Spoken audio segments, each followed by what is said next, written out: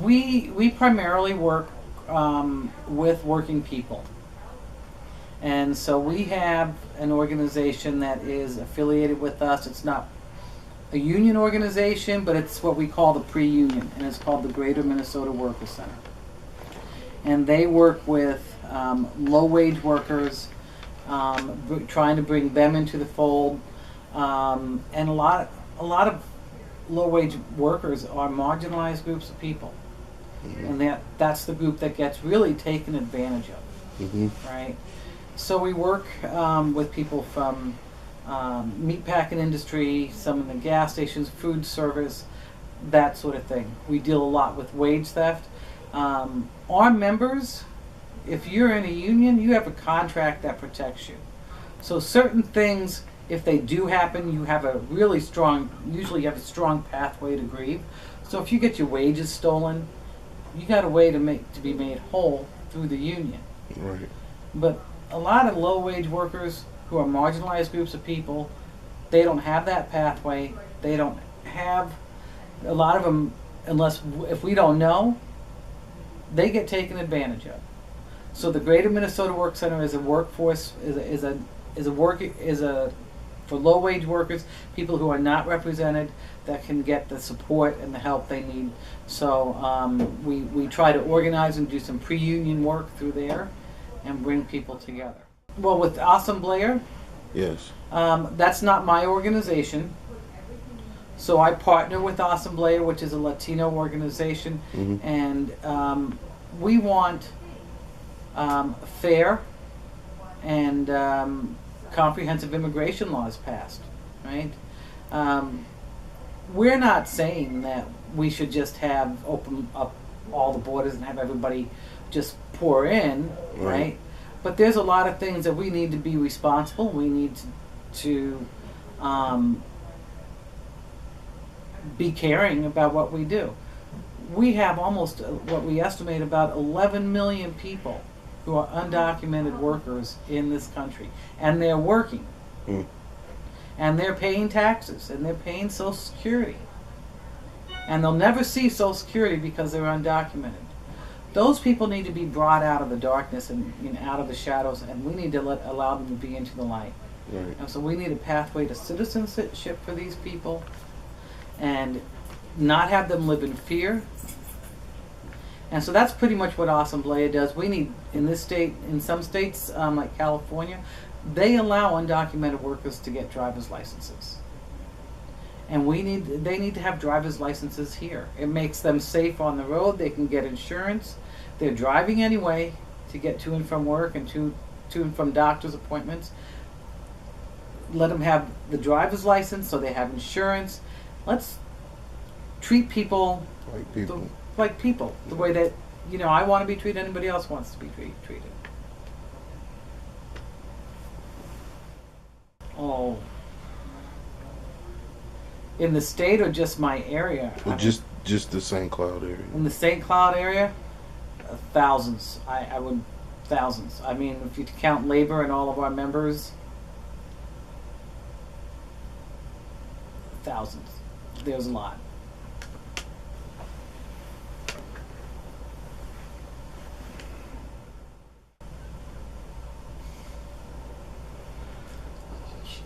Too political?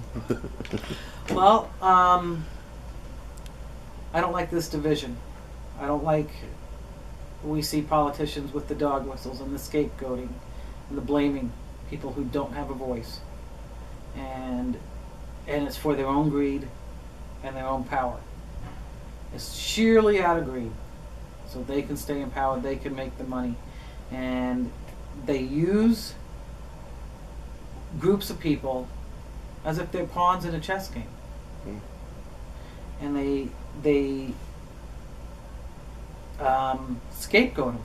And these are usually groups of people who usually have very little income, very little power, the smallest voice among us, and who are really no threat to us, who take and actually, when you look at the greater picture, who take the smallest percent of our budget, and they scapegoat And they point and say they're the problem in this country. And they pit us against one another and divide us. And that's one of my biggest issues. Other issues is healthcare. If you want to get down into nitty gritty, that's one of my biggest issues is scapegoating people. The other one is real issues that affect real people, right? Everybody needs to have healthcare. Mm-hmm. Everybody should have access to quality education. And everybody should be able, if you are working 40 hours a week, I don't care if you flip hamburgers at McDonald's, that 40 hours a week should allow you to have at least the minimum you need to survive. Right. At the least. So if it means that you're flipping hamburgers at McDonald's, you should be able to afford a one-bedroom apartment, be able to afford your food, your clothes, your utilities, whatever, your transportation. And that's not the way it is. So those are things that really, really bother me.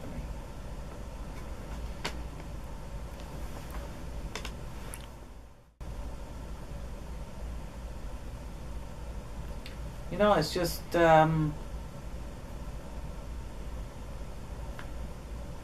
personally, I think it's my genetics. It's something that's in you. My grandmother was kind of the same way. I am Jewish, born Jewish, and I think genetically and in my ancestry, there's a lot of suffering that's gone on within that faith.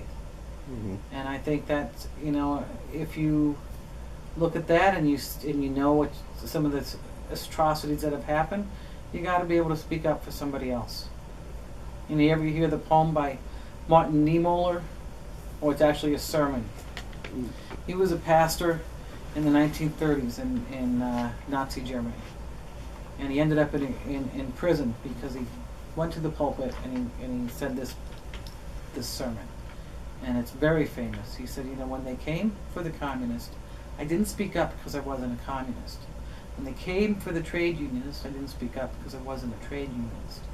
When they came for the Jews, I didn't speak up because I wasn't a Jew. When they came for me, there was no one left to speak up. So we're all in this together. Most definitely. We got to make up our mind. Are we going to do you want to sink or do you want to swim together? But there's only, you only got two choices there. Which one do we want to do? I prefer to swim together. Right.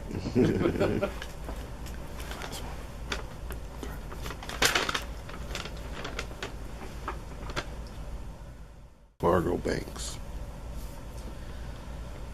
I have absolutely no idea. But I do know that these prisons or concentration camps that are at the border, where we have minors incarcerated and parents separated from their children, those are private corporations that are operating those facilities in most cases. And there's thousands just in that one area alone. We have Minnesota. Thankfully, we don't have private prisons anymore in Minnesota.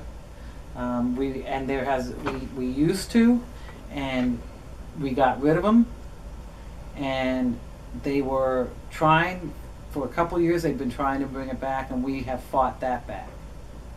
But there are other areas where there are private prison corporations, and they make money off of each head that they have there. And that's a lot of money. So have you guys ever heard of the 3 strikes you're out law? Yes, in California. Well, a lot of states have it, right? That was sold to us on the grounds that we're going to be kept safe, right? But the real reason is because these private corporations want people in their prison because they get money for every head. And the longer you're there, the more money they make, right? So long we have people sitting in that prison, and if they're in there for life, that's good for that CEO and that company. And it should never be people's suffering. It should never be that a society or any corporation makes money off the suffering of others.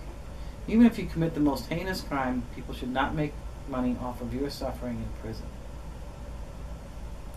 And that's one of the reasons I believe that this country has one of the highest prison incarceration rates in the world. I mean, we have more people in prison in this country than Afghanistan, than China, than Russia. So it's all about money, and every head that's in prison is $1.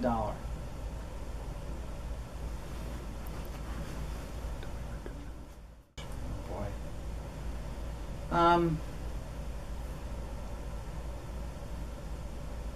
I do campaign finance reform. If I could wave a magic wand, campaign finance reform, because there is so much dark money that comes into politics. You guys get mailings this last election season, Yeah. right? You saw ads on the radio, ads on Facebook, ads on TV, and if you don't know, right, a lot of those things are not even, they're not even by the candidate. They're not even coming from the candidate on either side. It's from organizations outside the state who are backed by billionaires, whose money pours in, and they're sending out these flyers on these candidates that say terrible things and make up lies and hateful things to persuade you to either do that dark money, those flyers and those mailings and those ads. It's meant to do one of two things to you. It's meant to make you angry and vote on emotion out of fear, right? So you're going to vote for their candidate out of fear and anger. So you vote on emotion, not issues. Or it's meant to discourage you from voting entirely. So I would get the dark money and campaign finance reform, so that people could have a clear picture of what the candidates stand for and what they're voting for, and they can get out there and vote on the issues and their values that affect them. And from there, then you would be able to get things improved, the criminal justice system changed and improved, and things that really matter to people like education, and rebuilding our infrastructure, safe jobs, sustainable jobs.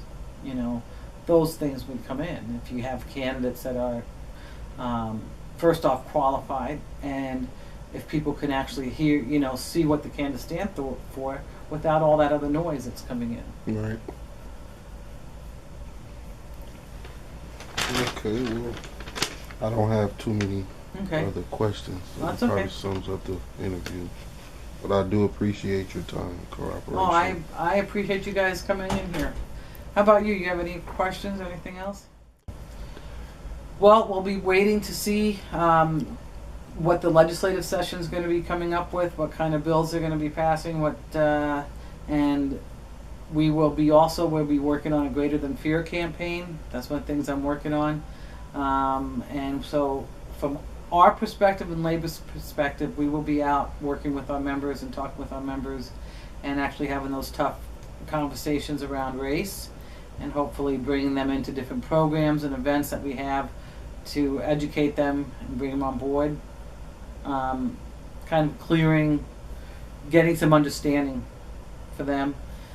So we'll be doing that, and then we'll be doing a lot of legislative work. We'll see what happens at the legislature.